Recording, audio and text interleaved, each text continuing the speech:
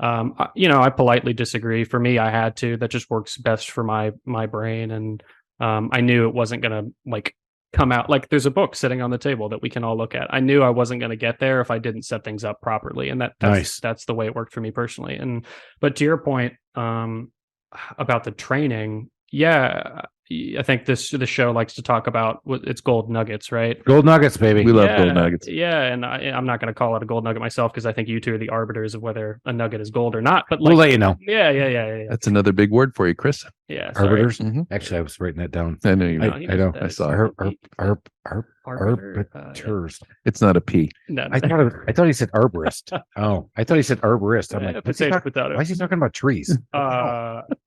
Yeah. So I would say, you don't need to have, at least in my experience, any formal training to go out and pursue a goal. Just go for it. And I think that kind of resonates. Welcome to the Small Business Safari, where I help guide you to avoid those traps, pitfalls, and dangers that lurk when navigating the wild world of small business ownership. I'll share those gold nuggets of information and invite guests to help accelerate your ascent to that mountaintop of success. It's a jungle out there, and I want to help you traverse through the levels of owning your own business that can get you bogged down and distract you from hitting your own personal and professional goals. So strap in, adventure team, and let's take a ride through the safari and get you to the mountaintop.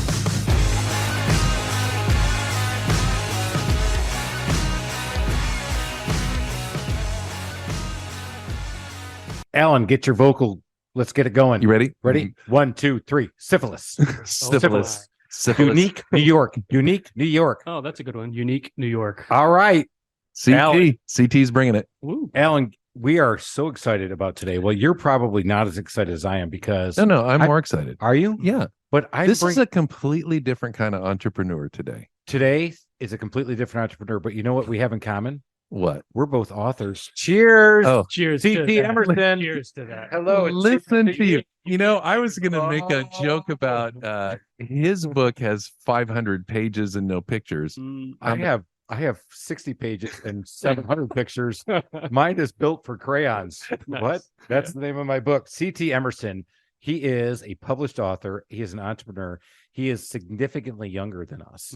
Much better looking, a lot more hair, as usual. But I'm kind of excited that we're having these younger, better looking guests. I don't know why. Well, as we've been told, we're seasoned. We're not old. That's right. So we got that going for us. That's right. Yeah, I went to the dermatologist and she said that's a wisdom spot.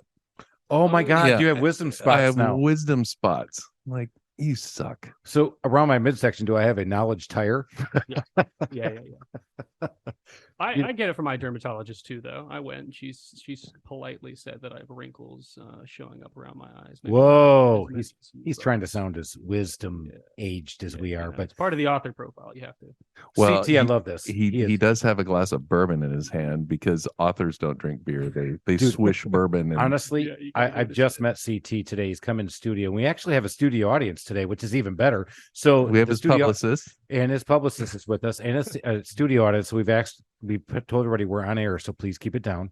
We can't be like Smartless and all that other crap going on. Everybody's just cheering in the background. I don't give a crap about those guys because we're way better than them. So we got to get rocking. But CT Emerson is a published author, as we mentioned earlier, and it's 500 pages, which somebody else also brought up. It's a little bit bigger than my book. I don't have book envy by like 9 times. Yes. Ouch. CT, thank you so much for coming on. We need to know more about your story. So, for those of us who are not on the podcast and can't see us, you're a white boy. That's right. But it says here you grew up in Mexico. I did. Yep. Technically born Clarksdale, Mississippi, back in '94. That's not Mexico. That's not Mexico. Oh, okay. I was just checking. It's pretty close. I mean, it's pretty close at that point now. Moved down to Mexico when I was 3 or 4 weeks old. Wow. Ethnically 100%, white Anglo-Saxon Protestant heritage there, but did grow up in Mexico, fully embraced the country, do self-identify as, culturally Mexican in that regard. And you do have to always importantly qualify that as a white Mexican because, living in this country can be, a little different as a person of color. And, I've had to learn that nuance over time. But yeah, 100% grew up in Mexico, loved every minute of it. Didn't move to the United States until the drug cartels started getting a little feisty around 2007, at which point went to boarding school in Chattanooga, Tennessee, which I loved, and then ended up in Davidson College. So the drug cartels, that's kind of a spicy story in and of itself. So what was a bigger culture shock, Mexico or Chattanooga? Chattanooga. Yeah, no, I don't speak that language. Yeah, I don't know what the hell they're saying. yeah, honestly, not too far away. No, Chattanooga was great. Loved everyone there.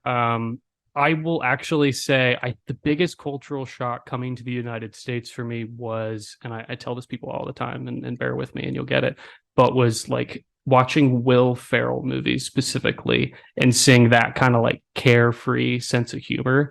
Because if you grow up, somewhere else where, things are a little bit more difficult, you got like drug cartels to worry about and kidnappings and all that kind of stuff. You sit there and you watch like a Will Ferrell type movie and you're like, how can this guy be so carefree about everything? And then, I'm proudly very much American now, 10 years later, laugh my ass off watching Will Ferrell movies. Nice. Especially Elf, and we're getting close to Elf season. Yeah, we are victims of our own success here in the States, aren't we? Yeah. Oh yeah, baby. I every year, Elf is absolutely in You there. sit on a throne of lies. You smell like beef and cheese. I love it. I love that. So CT, you go to Davidson College. For those of us who don't know, I will brag on it. One of the most elite schools I've ever been close to, because I used to live right by that school and knew a number of people who went to that school. I'm very impressed. Is it true they do your laundry for you at Davidson? So that's a huge scandal, actually, because they used to do that. And yeah, well, they did your own laundry. Did they do laundry for you at where you went? No, I just use Lysol and a net. Yeah. They threatened to get rid of it one year, I think, and then I think the student body just took to the streets and pitchforks and made sure that it stuck around, because if you're gonna pay for Davidson, you better have your laundry. I did hear that Davidson is known as the Harvard of Charlotte. Boo! Yeah, Harvard of Charlotte. Yeah. That's good. Oh, it makes me cringe so hard when folks go with the Harvard of whatever. I was just talking to Michael outside. The Harvard of Davidson County. Yeah, Michael is your publicist. Yeah, my publicist, Yeah. Michael. Yeah, his last name did make it into the book. He's an important character. Really? Yeah. Oh, I can't wait to dig into this. Yeah, I can't wait to dig into how you came up with this book. Sure. Which we're going to get there in a minute. But so you went to Davidson to write a book. No. Went to so I should probably finish the whole life story thing, huh? So went to Davidson College. Really just wanted to do a liberal arts degree. I did write a book in high school that was absolutely terrible, and no one's ever going to see it. It's not going to. Oh, you can show us. Nobody'll know. Oh, that's fair. Yeah. It's called Agazium, and that was more of a high fantasy type story. But anyway, we can jump into that later. I wrote a book too. See Dick run. Nice. See Jane run. See Spot run. That doesn't sound like high You're fantasy to me, reading. Chris. That wasn't high fantasy? No. Yeah. I got out of second grade with it though. Nice. What? Nice. Yeah, it works. So went to Davidson, loved it, did a political science degree, and then and this is why I'm semi-relevant, I would say mostly relevant to this awesome podcast, and I've listened to several episodes now. Shout out to, was it Gabby a few episodes ago? Because that gal was a riot. But anyway, You love Gabby, yeah. that was a great Gabby episode. the Meteor. Yeah. my God, But she anyway, is a meteor. my brain is just not focusing on anything in All particular right, right now. Davidson. Yeah, Davidson, political science, and then promptly sold my soul to accounting and finance thereafter. I am still serving in that capacity, and I, blink twice if, someone's behind you with a gun type of thing. Because I know I'm joking. I'll have friends at work, no doubt listening. I had to calm the crowd down because everybody started booing. Yeah. Whoa, We love corporate Everybody America. quiet. Yeah. Corporate America, accounting is the way to go. Get into Yeah. banking. Let them Yeah. suck the soul right out of you. Exactly. No, All right, but- so that's what your full-time job is. So that is my full-time job, and I was always the kind of guy that wanted to pursue the hobby on the side and see if that could take off, and have the day job pay the bills, as it were. And so far so good. I will admit I could use a little more sleep. You got to write the book. I usually get up every day around 5. Well, and I love the story about how you found the time Yeah. for writing the book. And I can jump into that Do here it. now. I did write about that, I think, in one of my early blog posts, where I really struggled to pass the CPA. I eventually got there, but that's, for anyone that doesn't know accounting, that's 4 different tests around different facets of accounting, and those things just kicked my butt. I did not pass them the first time go around, and I had to continue studying for those while working full time. And to anybody that's doing that now currently, God bless you, good luck. It's brutal. But that ended up, I had to study for those exams in the morning every day from, anywhere between 5 to 9 a.m. because I couldn't do it after the end of a long workday because you wouldn't be guaranteed structure, right? Because if nice discipline on your part, by the way, that's you have to though. Back to you talked about this. You're going on the entrepreneurial path, and you want to do this. One of the key facets or key traits of an entrepreneur is having that discipline and that perseverance to do it. Right. You said you get up at 5 a.m. Right. Now, Alan and I get up at 3 a.m., but that's for a totally different reason, but we go back to bed. Yeah. We hope. Yeah. So I'm happy to get up at 3 a.m. Of course I have to pee. That's what I was alluding to, old man. I mean, wisdom man. But I'm like, hey, I got a number of hours of sleep left. Yeah, right. But then I get up at 5 and then I got to pee. 4, 5, 4. Okay. 5. Anyway, 6. All right, back to CT at 5 and 9. No, this is a good break. So got up at 5 every day, and eventually somehow I did get through those god awful tests. And after I finished them, I kind of sat there and thought, well, what now do I do with that time? Because I certainly wasn't going to fill that with gym time. I tried that for a little bit, and that's just it could be sleep time. Yeah, well, it could be sleep time, but nah. Back to discipline. Alan, we're trying to inspire young entrepreneurs. Right. Well, I know, we're talking about me getting after things, not sleeping. He was talking about getting in there, working out, getting all toned up. I'm so thankful there's some young people with this kind of ethic. This kid's definitely got this stuff. And I'm going to say kid, and unfortunately he's going to have to just take it. Because when we're as old as us, we get to call everybody kid. Yeah, right. you get it. Never mind that I have a beard and sipping on bourbon, but here we are. So after that, ended up wanting to figure out, what do I do with that extra bit of time? And for someone else, it might have been, to your point about entrepreneurship, pursuing starting up a business that they're passionate about or something like that. But for me, I defaulted back onto I tend to overthink things like, what are you doing with your time in life? What's your spiritual purpose? Why are you here on the world? And I get to blame, my missionary parents that moved me to Mexico as a 3-week-old for burdening me with that overthinking type brain. So that's a different podcast.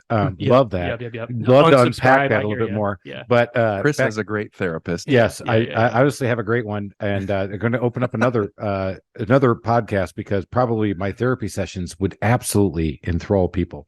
Not true crime stuff, but definitely back to I have a lot of issues. Yeah, who doesn't? But not right. So you were going through your spiritual journey. I love this part of doing this and doing it at the age you did it. And you just talked about Gabby doing the same thing. I love that you guys did this early on because I was sitting in there in the intoxicating flower of corporate America, just going back at 5 a.m. I'm just getting up to go to an airplane or just trying to get over a hangover so I can get back to work and keep going. And that's what you did as well, Alan. Mm-hmm. So these guys at this age are obviously on a whole different journey than we were. And this is why it's so cool to have CT on.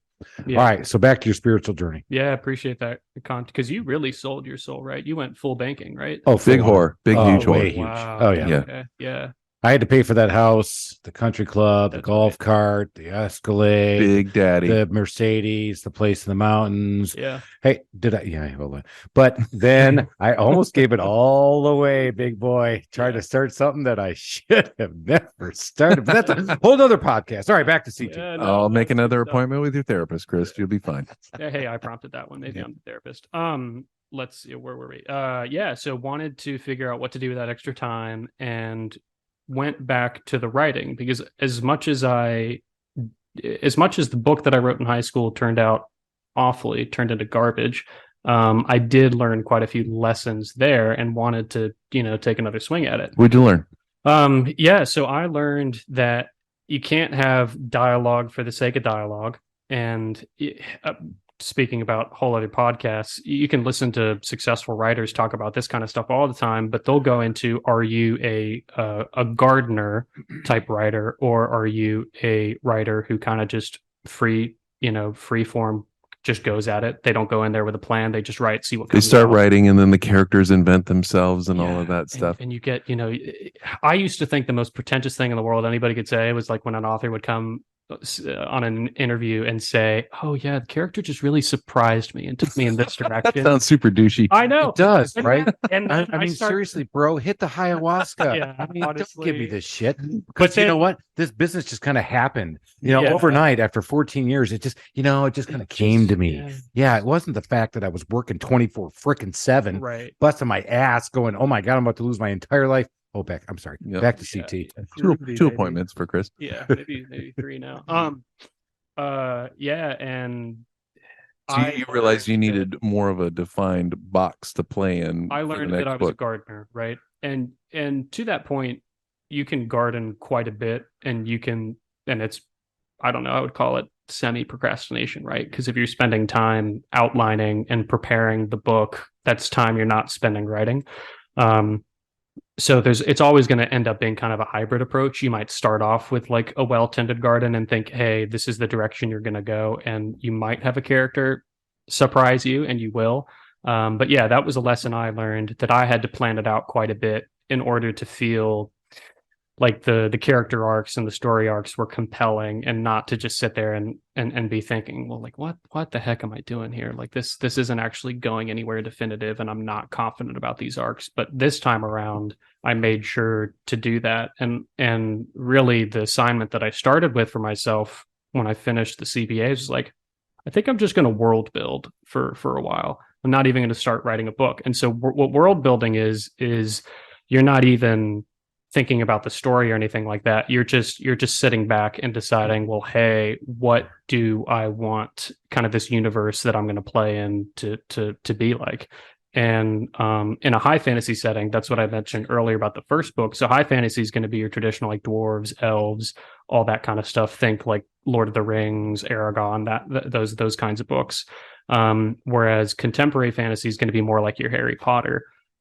So in the world building exercise, the first thing you kind of have to land on is, well, where are you going to fall in that spectrum within sci-fi and fantasy? And for me, for this one, I'd already done the high fantasy, thought that space was kind of overplayed, and then promptly went and world builded a contemporary fantasy setting that is admittedly overplayed as well, but I just loved it the more and more I did it.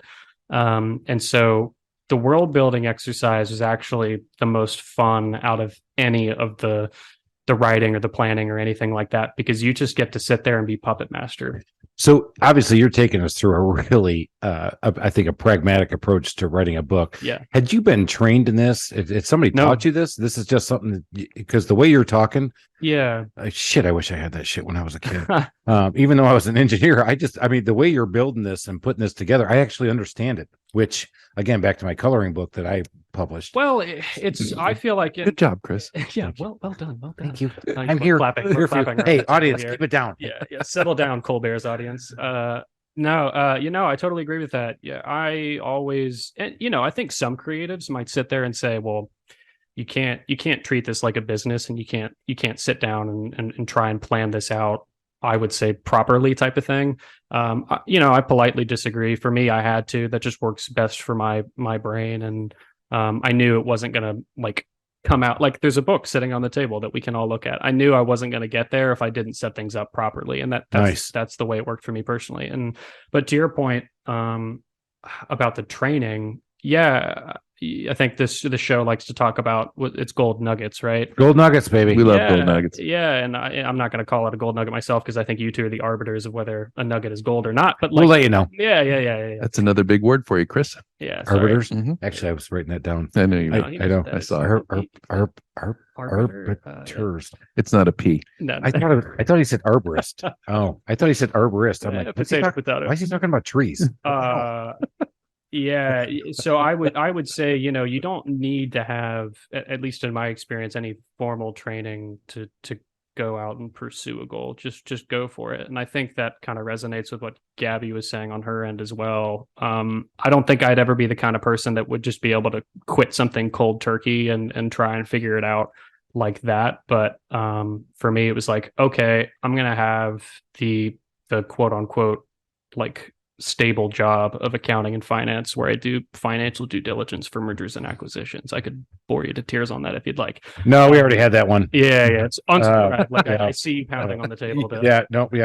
We we've already had that long, boring computer show about fun. numbers. No, but obviously the way you go about things and to write your book, and then eventually, we're going to talk about this in the entrepreneur world. It's a hobby. Okay, well, you're not just playing a guitar for funsies. No. You're actually trying to figure out how you can monetize this, and maybe say time out to this, and I can go do that. Exactly. So, well, and you go back to, you were in high school and you wrote the first one. Is that right? Yep. And did you actually finish the thing? That's a good call out. I got through 3/4 of it, but again, because I didn't plan it out. I got to this so point, you learned. But you learned a lot. So, you did, like a classic entrepreneur, you may jump in and your first venture, and you failed, right? But you learned from it, exactly. And so, how long did it take you to build the world before you actually started writing the book? 12 to 18 months. Wow. So you spent 12 to 18 months before you actually started writing I'm talking currencies, like exchange rates. I'm talking What was really fun was once I landed on the premise of, hey, magic exists for a certain 200 year period in human history. It was so fun to go back every 1,000 years and look at the first 200 years of that and see if anything cool was happening in real life and just attribute that to magic. So that was where like a ton of the research was playing out. So if I looked at, the life of Genghis Khan, at the start of 1,000 years AD or so. Are we allowed to say AD still? Sorry, Common Era? Yeah, forgive me. We're old. You say what you want. Yeah, actually, that's the only number I know. Yeah, AD. that's right. It is the right. The only number I know. AD. AD. That's like say I have three things to say. 1, 2, C. Right. Good job, Chris. Yes. All right, back to you. So you did 12 to 15 months, and that's So for a lot of us in the entrepreneur world, and you've heard me talk about this, that's the business planning process. Right. And you did this before. You did this before. I wasn't spending any money. I was spending all my time while I was working at the bank, getting the soul sucked out of me. But I was doing what you were doing as well, is that outside of those hours, I was building my business plan because I was doing it on the free, if you will, just my time being invested. Yeah. And that's what you were doing as well. And I think there's the gold nugget is that, sometimes people say, oh, well, gee, it just kind of came to me and, ayahuasca, next thing I know, I got this. No, man, business is freaking hard. Yeah. And if you want to write a book, I'm not saying it's got to be hard. It's got to be creative. It's got to be a great outlet for you. Right. But if you want to monetize it, you got work to do. Yeah. And obviously he was putting the work in. I love this. All right. So I'm in. In fact, I'm getting ready to. You might read a book. High fantasy. I'd love to see you write high fantasy. I have no idea what that is. Well, actually, Lord of the Rings. You're different. No, it's not that kind of fantasy, brother. Very different. Not the kind you get in Vegas. Oh shit! Yeah, obviously my high fantasy was way different. I'm thinking. That's hilarious. Comic-Con. It's not Comic-Con. Oh, actually, maybe that. All right. So back to you. Yeah. No. Totally agree. Gotta plan it out, and that's why I was super excited about coming on the show, because especially for someone who went like the self-publishing route, I launched my own publishing entity, right? I had to start my own LLC, had to figure all that out, and in the grand scheme of things of launching a business, that's not stressful compared to a 15-year business, and you've gone through trials and tribulations galore, but that's something that you do have to get outside of your comfort zone. And I think some folks might take a look at the different hurdles that you have to get through to pursuing a goal, but just go out there and do it. The worst thing that might happen is you fail, and to your point, Alan, you can just get back up and do it again a second later. Yeah. So you said, to your point, Alan, about failing, but I don't know if you know this about Alan. That out, Chris. Is that Alan is the most successful failed entrepreneur. We talk about this all the time because he is amazing, and that's why he's on this podcast, because you don't fail. You learn. That's right. It just costs us a shit ton. You fail, but you can fail well, and you can do something. And you fail forward. Yeah, you fail forward. Yeah, you gotta like hide from the word fail, right? Because like there is the learning that comes with it. I'm good with it. Yeah. Then that's settled then. Oh, so it stays to the podcast. We're not editing this out. Ed, keep it in. Well, and it's so interesting to me because compared to a traditional entrepreneur that's doing brick and mortar, and you write one business plan, you execute it. He kind of had to write two. I agree. He had to create this whole world. Yeah. Then you start writing. Yeah. And then you have to create, and there's the whole business of marketing the book. Oh yeah. And that's another thing where you just have to go out, put yourself out there and figure it out. And to this point, you still haven't sought an outside resource to help you with this. No. Yeah. No. To this point, to this today point. with this book sitting right in front of us right now. You have not sought anybody Which is else out to so help much you. thicker than the book you wrote, Chris. That's all me. And Yeah. I sought out a lot of people for my thin book.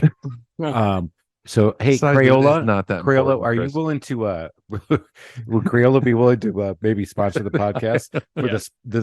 so my book is called Zoo of the Wild. We haven't even talked about CT's book yet, so I think it's time.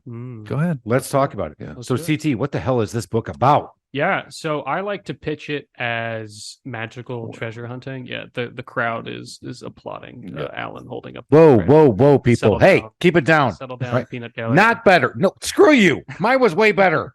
All right, back in. So I like to pitch it as magical treasure hunting, kind of a merge of what everyone loved about Harry Potter and Indiana Jones. So I like the historical lens to it. I wanted it to be contemporary fantasy. I went out, I kept on looking at, the shelves in bookstores, and I kept looking for books that would Market fall. research. Yeah, exactly. Step outside, Mhm. do a little research. Welcome to being a businessman writing a book. All right, I'm loving No, this. keep going. Yeah.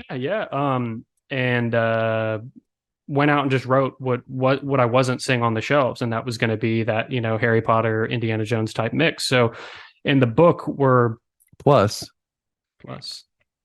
your background. oh yeah, plus the Latino heritage. So like for me, like the cultural elements that I'm able to like pull in from my childhood in Mexico was something that I absolutely wanted to layer in there, almost as a way of just giving back to everything that Mexico was able to give me, because I wasn't seeing Mexican culture and tradition being represented in a whole lot of things in US. So that's in this book. That's absolutely in this book, and it's not. Oh and, my gosh. And like I'm not in a position where I can do that in a way where I'm presenting it as, hey, this is something that needs to be done. I'm just subtly including some more thematic elements from that cultural heritage. So it touches on, Day of the Dead quite a bit, where it's more of Dia de Muerte. Dia de los Muertos. Yeah. Thank you. Yeah, you're Can't welcome. even say that right. either. In Barcelona, can I say that? 'Cause you got, Barcelona. Barcelona. But no, he's from Mexico. Yeah, that's a Mexico thing. But I like the way you shrug your shoulders when you say Mexico, Chris. yeah, Because it's not Barcelona. it's not Barcelona. but you know what? CT's here. I don't want to all right. So yeah, back to Harry Potter meets Indiana Jones in Mexico. That's what I heard. well, it's not in Mexico, Oh, but shit. it's just got thematic elements from there. So like, Day of the Dead, it's more about celebrating, your past loved ones as opposed to mourning them and stuff like that. And then Great also, idea, by the way. yeah, who would have thought? And then also just including, like there are sacred beasts in the book that serve as guides for anybody that goes to this school that our main character Oliver Garcia finds himself at in South Carolina. And these guides are sacred beasts that range. There are three of them that serve at the school, and I wanted each of them to kind of represent different parts of the Americas. So the Asori are essentially these enormous bears, and they're kind of the Canadian representative. And then you have the giant eagles, which are the American representatives. Some of them might be bald, some might not be. And then you have the Quetzal, which Hey, did he just He looked at he looked he at you. looked right did, at me I and did. said, "Hey, bald ones." I'm like, "Hey, just because he has a hat on." I feel included. All right, thank you. I was we're the going bald for eagles. bald, like bald eagles, not you two gentlemen, but Yeah. Yeah, no, we fit the bill. Not the eagle part, the bald part. All right. Yeah, no. So, all right. So, bears, eagles. That's keep right. going. And then you had the Quetzal, which are the representatives for kind of the Mexican cultural heritage, and those are derivative of the feathered serpent, which, depending on your culture, whether it's Azteca or Maya, could lean into that. Particularly with Azteca for the Quetzalcoatl, he was an Aztec deity. So I wanted to represent that as well, and love the way it came out. I made sure when I was writing it to talk to folks either back home from Tampico, where I grew up in Mexico, or to Mexican Americans in the United States, and just, kind of get a flavor check for that and a gut check for that, and make sure that I was doing it in a respectful way, because you don't ever want to do it in a way where folks, think you're doing it in kind of a self-serving capacity, where you're like, oh, this is a business venture. I want to have Back this. to business. That you're trying to be authentic. Exactly. I love that. Yeah, Yeah. that's great. Yeah. All right. So that's three. What's the fourth one? So there are three sacred beasts. Oh, three. I'm sorry. I Well, wasn't keeping track. I don't know, One, Chris. 2, C. It's not that very many. Well, Chris. he's a soothsayer here because there's actually more than that, but we don't really get into that. Oh, So- did you Oh. just leak something to your fans on this? Hello. Heard it first. All right. Number one, Small business C.T. safari. Emerson, and Yeah. Chris just pulled it out of him. That's You know right. what? Effortless. I'm almost You're genius. Yeah, I'm like genius. I'm just pulling shit out of you like Larry Yeah. King, who's dead. Rest in Rest peace. rest in peace, Larry King. You get to where what? Tampico, Mexico. Hello. Hello. Go. That's so funny. So yeah, did I properly explain? I think we just lost this. Hey, a year into this podcast, that's the first snort we've got. Oh my God, you got me. That's the first story you got me on that one. That's great. All right, back to your book because that's what we're. That's what we're here. Yeah. So follows it's the narrator's third presence, but omniscient. So technically, we can only observe and perceive the world that the main character Oliver Garcia can. So even though the narrator is omniscient and they can speak to anything, it's only ever limited to what the character can observe. If that makes sense. So it's a similar structure then in that regard to like what readers would have had in Harry Potter.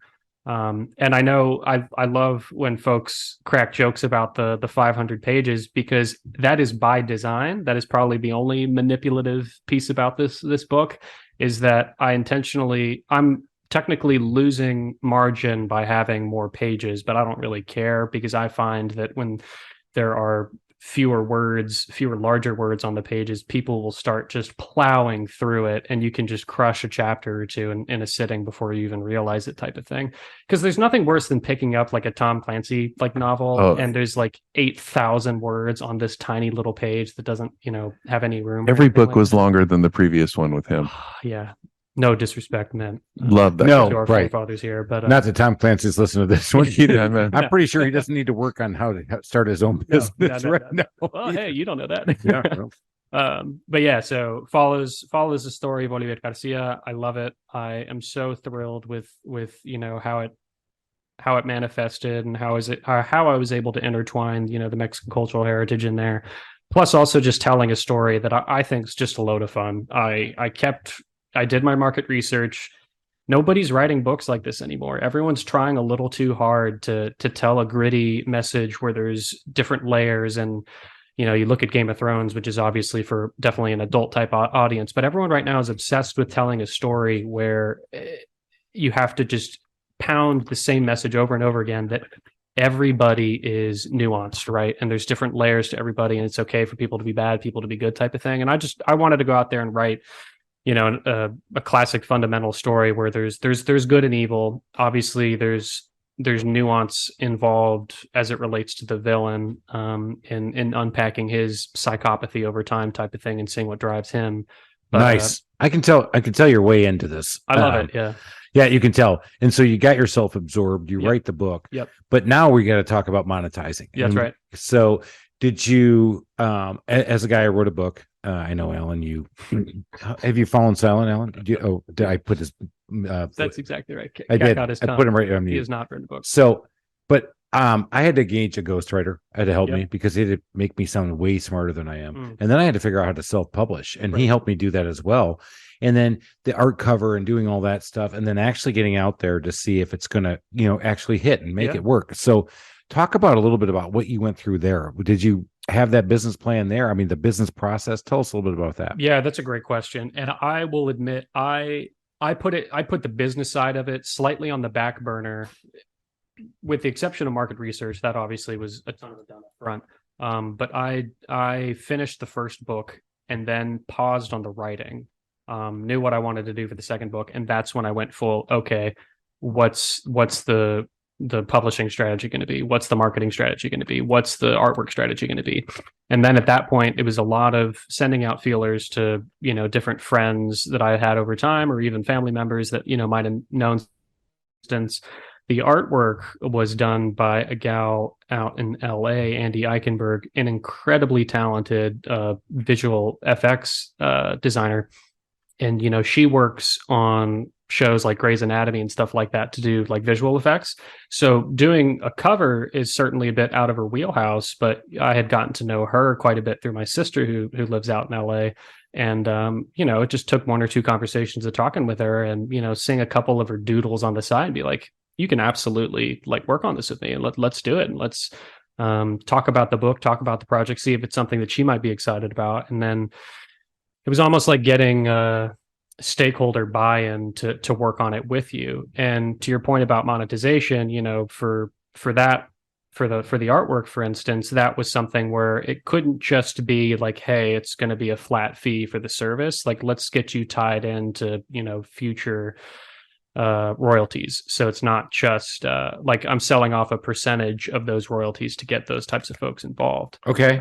So yeah, Smart business move on your part. You got to be careful though, because Not- I had a friend of mine who had this great idea, and by the time he was done giving a little piece here and there just to get all the stuff he needed done, which at first was super clever because he kind of got it for free, he didn't have anything left. right. Really? Yeah. Huh. That's not what you want. That wasn't Jeff Bezos, was it? I think he's doing okay. Yeah. Oh, okay. Yeah, he's fine. So, all right. So Yeah. you got her to do that. So Yeah. you had somebody do the editing for you? Yeah. Yeah, the editor was a very talented at being my wife was the editor. She's always been an incredible. Tell me you didn't share the royalties with her. No. Thank She God. Oh actually- my God. we actually- Finally. Yeah. Did I mention that one of the dumbest things I've ever done was put my business in a 50-50 with her? Oh my. Yeah. Not, and I'm saying it's bad, but it's bad when it comes to showing earnings, especially now at this point. In the Oh, yeah. beginning, but that was probably one of the dumbest things I did. And I've been told that. So I started another LLC and I'm now a sole on it. Yeah. I'm It's sole proprietor. Yeah, it's the only way to go. Yeah. And that's a big gold nugget there. You think you're doing the right thing by getting your partner invested in it. But when you get to show somebody who's not invested in your business and they're out there doing their own thing, Yeah. when you start to show your own earnings and income, then you need to have them involved as well. Right. Right. And that is How'd that feel? bad, Not good. bad. Was that the Stella? Oh, no, actually, that was the stench of what I'd done. But no, it wasn't that bad. Oh, But it was not a good. It was not a good business move. I thought it was being smart, being inclusive. From a business perspective, that's not the best No. thing to do Yeah. with a partner who is not going to be involved in the business anyway. So, Yeah. all right. So your wife did your proofreading for you. That's right. And so I don't know. So there's a concept called beta reading. So I had quite a few beta readers help out on that front as well, right? So beta. how did it feel when they gave you criticism? So have it. Very interested right here. Very interested. There's a stunning amount of overlap in this process to singing, weirdly enough. I sang a cappella in college, which is a ton of fun. And I feel like that experience also helped me quite a bit just to be able to brush off criticism, because when it's always constructive, right? So you can't really take it personally. And unless you're God's given perfect singing talent, there's always going to be feedback there. And then there's the same with writing. I'm not sitting here pretending to be like, the next Dickens. I don't know if Dickens is the best example because he got paid by the word, but I'm not pretending to be like the next great American writer or anything like that. I just wanted to write a book that would be compelling and I knew people would enjoy it. But to the point about the beta readers, yeah, like you would get a bit of feedback, but I think if you've listened this far, you'll take away that I'm pretty methodical about everything that I do. So when I book is ready for somebody to read, it's in a pretty darn good state. It's not like some writers prefer to present some poor beta reader, just god awful garbage that has not been even remotely edited once by them or anything like that. How many beta readers did you use? I had about a dozen. Yeah. And so did you get good feedback or you just get the old, hey, that looks good? No, I employed folks that would, properly rip into me type of Yeah. thing. So Me too. Yeah. Not one of them being here in the room, but absolutely one of them being here in the room. Oh no. Down, everybody. Yes. Alan absolutely ripped me a new one. No, he gave me a lot of great feedback Good. on my book. And I agree with you. He told me it was okay. Nice. Yeah. Yeah. Let me have it. You did. I did. I said I wanted full brunt. And that's another lesson for all business It's owners. a tough role though. Because It you is. care Yeah, it about is. that. I mean, it's Well, really hard. It's again, as a business owner, it's like somebody saying, well, tell me what you really think about my business. Right. And that's why Chad's out of the room now. I've had to lock him away and put him in the other room. He's in the sound closet because I really don't want to hear his opinion. But no, it's good because you have to be self-aware as an owner, and you also have to I think you just said it best. If you have that stage presence, if you've had that stage experience, which I did not have, and you can take criticism, I think that makes you a lot better person, a lot better business owner, and then maybe even a better writer. I don't know about that because I'm not going to continue writing, but that was fun. Yeah. Yeah. Well, maybe you should continue writing. I don't know. But I'm biased. Yeah. I like it.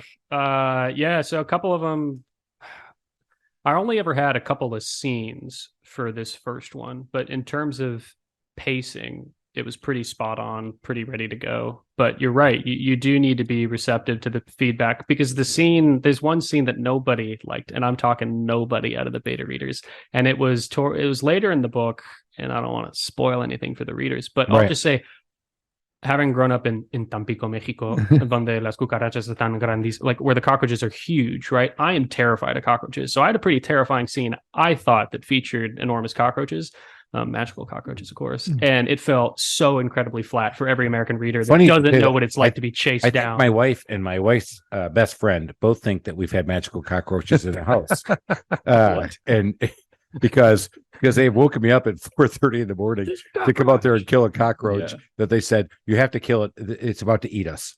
So I come running out of the bedroom in my boxers, like ready to kill this cockroach, and I got him. But not a magical cockroach. But back to your scene. So nobody in your... It fell so flat. And What'd some you people tried to be polite about it. And a couple of folks that I intentionally pulled on because I knew they would be brutal about it. Just like, no, you got to change this, Charles.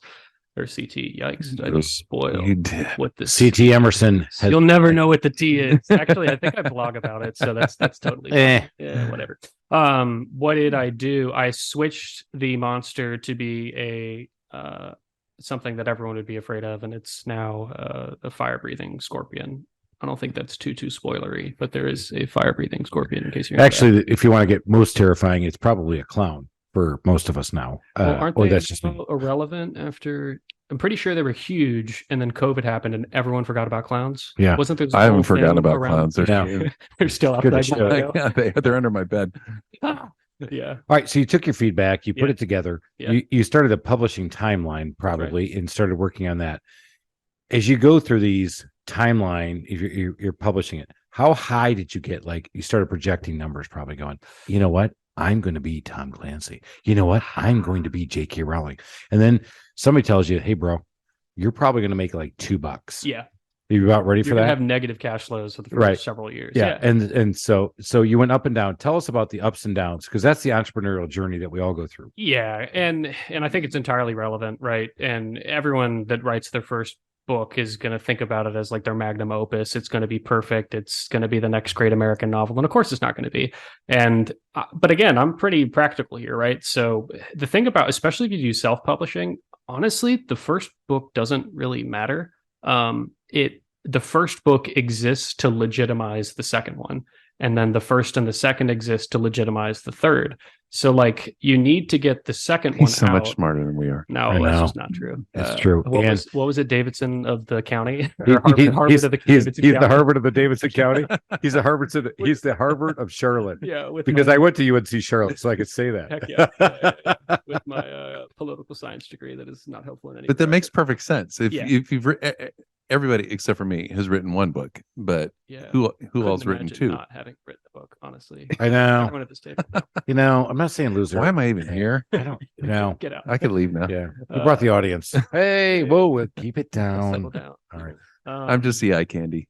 Yeah, that's right. Yeah, given the people. Gabby did say that because I can't believe you're 6'8". I'm like, I know.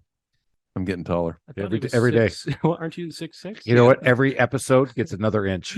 By the time we're done, he's gonna be 7'12". Playing in the NBA by next fall. Where the heck were we? We were back to ups and downs. writing one, running two. That's so right. you tell us how you went through your ups and downs. Yeah. I'm sure at one day you went, dude, this thing's gonna be $1 million. and then you went yeah. the next day and went, oh my God, I just wasted. Oh, 100%. Because I don't know, you're not going to sit there and write a book if you don't believe in yourself, right? Right. So I didn't start a business because I didn't believe in myself. Ellen didn't start a business because he didn't Right. believe in himself. That's what we do as entrepreneurs. We Yeah. believe in ourselves. You bet on yourself. That's the biggest thing You got to. that we're talking about. Yeah. Everything here we're talking about is putting your ass on the line and going bet on yourself. I'm not letting some other clown decide where we're going to go. You got to bet on yourself. And that's what you're doing with your book. And I love it. And life's too short not to. I don't know. That's my opinion, at least. And but obviously, this table is going to be incredibly biased towards that. But Well, our life is a lot shorter than yours, brother. yeah, yeah. I mean, again, statistics. Statistically, All right, one of us is way low. Yeah. I think I'm still it's shooting not for the age, 62. it's the mileage, Chris. Yeah. Well, That's Chris, I'm looking at you. this guy's Chris. working really hard. The liver damage. That's what I just said. If I can make it to 62, I'm all set. The odds of that happen are really low right now. Yeah. All right. So back to that. So yeah, you certainly, like, when you sit down, you're dreaming about it, right? You're like, Sure. man, it wouldn't Oh, be yeah. so cool if I could go on the Do it. Colbert show, talk about my book type of thing. Like, what would that be like? And then, but again, I'm also just super practical, almost to a fault. So I'm also sitting there, like, I've got spreadsheets on spreadsheets where I'm just sitting there like, this figure would be pretty nice in terms of sales. Like for the first one, I would love to sell like 1,000 before the 1,000 copies before the second book comes out. And I think we're at, it came out August 30th of this year, and I'm at like 400 and something or so. So it's still possible. So that's more than you have friends. So there's obviously people who are starting to buy it. That's solid, brother. Right. All right. Yeah. So just for context, we're here at like 2 months, 3 months into it, Yeah. and he's at 400 copies. If you've never published a book, especially self-published, he's not going through a publishing company. He's not. Right. So if you haven't done this, and I have, and I realized what I could have done and not done. Lessons Yeah. learned. Right. And so I self-published too, because I wasn't willing to put all this kind of money into publishing it out and getting with a publisher and doing this thing. For a self-publishing book, first book, guy's doing really good, man. I'm telling you. I mean, it's solid work.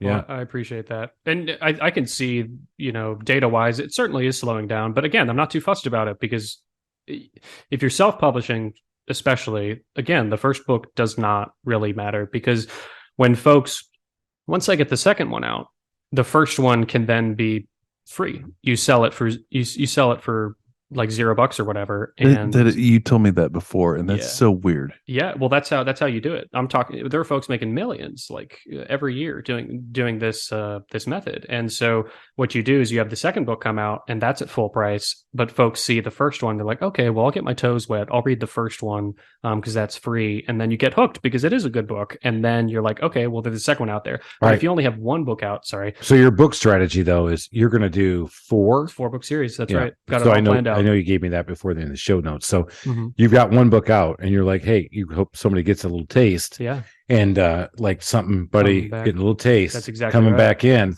Yeah, I'm going to come back in for was this 2, high fantasy earlier? and then We're come back in the 3. days. Tapping the back and veins 4. Yeah. with I'm your high fingers. I am too. For those in the podcast, you can't see this. I'm tapping my veins. I'm actually already figuring out when my next trip to Vegas is. There it is. Oh yes, but Yeah. I was bad. sitting here when you just started that sentence. I'm like, I can't wait to start my next book. And no, you went straight to Vegas. I went to Vegas. You thought I was going to go. You know what? CT has CT inspired me to write a motivated me. new book Yeah, because I let's need do a it. new group of No. people to inspire. I'm like, hell no. Let's pack it up. We're going to Vegas, baby. Vegas. Book on how to get to Vegas, how to celebrate. Well, that at one got me least too you excited. dumped half of that. Thanks. Yeah. Hey, Ed, you got to kill that one. Yeah. And he won't, by the way, because won't. Ed is sick of listening to this I and bet. going, I'm sick of trying to pick up Chris's crap. And you kind of like when you're a podcast listener to hear all the in-betweens, to be honest. the heck? I don't Yeah. I don't like a Are we more raw? raw. Are we raw? Yeah, yeah. I don't know. I Yeah, it could be raw. I legitimately believe that. I listen to an Arsenal. I'm a huge Arsenal fan. I listened to a podcast for a couple guys out of England, and one time they mistakenly left this just bit where they were just talking a whole lot of smack about people. I was like, this is awesome. This is the best part of it. Yeah, That's what Alan always says. Got to get it going. Yeah, And I'm like, so hit speaking record of getting going, now. yeah. Yeah. we're coming to the end. Are we already? I know. And this has been so much fun because he is Thank you, guys. amazing. I mean, I'm really guy's excited for him. he's got, you know what? As old people, as we talk about the seasoned people, love seeing a young I have guy do wisdom this. spots. And I like the fact that he is I think he's doing a lot of things the right way. He has a mind that is just amazing to me because he works in that creative space. So CT, before we go, let's push the book. Let's get everybody out there. How can we find it? Let's get that book out there. Come on. Let's go. do it. So you can follow me on Instagram at CT_Emerson_official. Of course, you got to have official. Underscore what? Official. Oh, so as opposed to the imposter CP, All right, CTs? That's exactly Back right. that truck up. Yeah. So somebody's already impostered you? No, This is I did like- research. Apparently, you should put official on the Instagram name. Before somebody else does. So I Yeah. did customerservice.freak. No official. No, You need official. you're just barely legitimate out there. I'm barely legitimate as a freak. Yeah. Well, I think I'm defending this with like one article of research, so That's maybe awesome. we All don't right. find. Yeah, so you can follow me CT there, _Emerson. and then you can find me on my website ctemerson.com, and I post blog updates about once a month. And I do have a subreddit as well for anybody that's crazy enough to be on Reddit, and that's a good that's time. hardcore. Yeah, Reddit tends to be a little wackier. Are you interacting with readers and fans that way? Yeah, more so friends and family right now. I can tell, especially on Reddit, there are a lot of people lurking that are not engaging. And to me, I'm sitting there like, who are these people? If you are fans, please do. Like, if you are someone who has read through Kindle Unlimited or anything like that, please do, engage. I'd love to. But I am seeing statistically there are some people shy folks hanging around. But I like it. Yeah, nah. All right. And the name of the first book is The Iguana Scroll, Nova Right. One. number one, Nova one. Nova One. Nova one. That means get in now because are you working on 2 yet? Yeah, I'm about 40% done through book 2, and that should launch as well on August 30th of next year. That's the plan, at least. Not Dude. seeing any. Can't say this enough, man. Mad props. I love this. I appreciate that. love how you're doing this. I'm going to actually, Go to probably Vegas. not, probably, I'm probably going to read this when I go to Vegas. There you go. And go, hey, baby, I'm reading a fantasy book. You want to join me? Whoa, did I just say that online? Let's get back to it, people. All right. We've learned a lot. CT, we usually have 3 questions we ask everybody. Yeah. So, Let's hear them. you ready? Oh, I'm ready. Okay. What's the favorite feature of your house? So I am a proper millennial and still live in an apartment, but I would say the foyer is the jury out on pronunciation. Here, I thought it would have been your writing room. My office actually probably is. No, but the foyer is really nice because I think you need to reclassify that. I call that the fantasy writing room. The, Let's give it a I new think name. it can be better than that. Let's give us a better name. the fantasy den. The orb of Ooh. something along that line. With the Mexican, and I like the way he twirls his R's You too. gotta He's really say good at it. Latino. It's got to be Latino. in some way. Latino. I love it. No, but real answer, the foyer, because most apartments you kind of just walk in, it looks like a dorm room type of thing. Yeah. We have kind of this long hallway that like leads into the rest of the apartment. But jokes aside, I did build my sit to stand desk for my office where I do the writing, because between the writing and then my day job, that's a whole lot of time Sitting. Yeah. sitting. So Yeah. to be able to go up and down has been pretty nice. All right. So you've admitted you were a millennial. Yeah. As millennials, one of the things that I have learned is that you guys crave service. You want good service. You expect it. The level of service that you expect is different than the level of service that Al and I grew up with, because we didn't get that same level of service. So what is a customer service pet peeve? Because Al and I are customer service freaks. Thank you. Nice.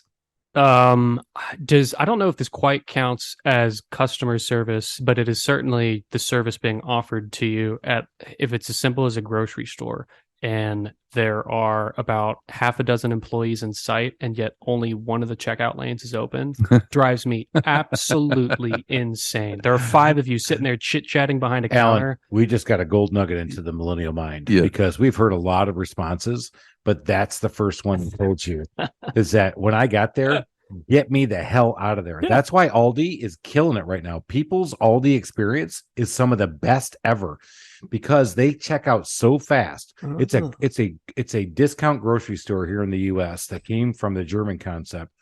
But yet Aldi scores on customer service is some of the highest. And Top-notch. it's because You check out faster at Aldi than any other grocery store in the U.S. right now. Inject that into my veins. I hate wasting time, and that one, for some reason, drives me nuts. Welcome to the millennial mind. Other than that, I have no strong opinions about grocery stores. Actually, you did really good. But by the way, I still love Harris Teeter up there in Charlotte. I love Harris Teeter, yeah. All right. Third. Yeah. So you haven't lived in a house, but however, have you ever had a DIY nightmare story? Yeah, building that sit-to-stand desk. I had a nightmare of a time. I thought I could do the electrics part of it. That was one little nightmare associated with it. Promptly spent way too much money on trying to build those little motors, and then ended up buying the motorized legs. And all I did was build the tabletop, if that makes sense. But then the pocket holes with is it a Craig jig? Yeah, that ended up being I just absolutely nuked a couple of wooden boards and had to start over, but they were just cheap pine, so it's fine. But yeah, well, I hope that's going to be the worst thing that ever happens to you, because as a guy who's not only lit a house on fire, electrocuted himself, and electrocuted collapsed, like a deck collapsed times. or something like that. So, yeah, that's awesome. Love it. CT, this has been an amazing episode. I really love the fact that you guys came on here. Alan, thank you for inviting him on. Yeah, because that was amazing. I appreciate but, that. Just like we always do, this is amazing. Keep going up that mountaintop of success. I don't care where you are, or how old you are, or what you're doing. Get out there, get it done, make it happen. Until next time, cheers. We're out of here.